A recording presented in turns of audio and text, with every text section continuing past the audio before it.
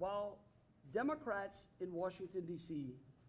play games with people's lives and put...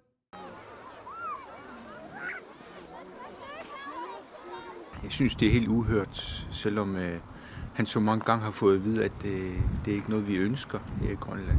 Ja, jeg har hørt om, at han har udnævnt en person til det, og jeg synes, at det er bekymrende, at han nu tager det skridt, at han vil få en til at arbejde med, skal jeg kalde det, projektet om at annektere Grønland, eller at Grønland skal blive en del af USA.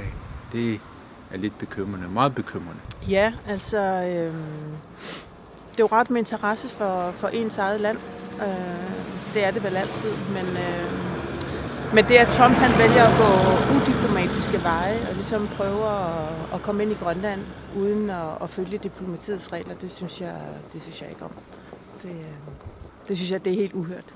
Jeg har hørt, at han har udpeget en meget upopulær guvernør i sin egen stat, som kommer herop og skal være upopulær i et nyt land også.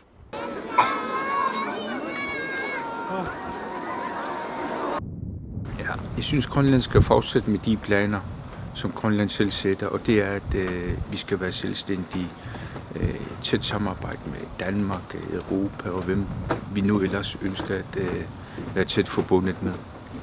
Men ikke USA på den måde, som USA nu ønsker. Grønlænderne vil også gerne have selvbestemmelse, og de vil gerne have indflydelse på egen fremtid. Men samtidig ved vi også godt, at vi kan ikke stå alene, så vi har brug for nogle tætte alliancer. Og lige nu er vores alliance jo med Danmark hovedsageligt, fordi vi er et rigsfællesskab,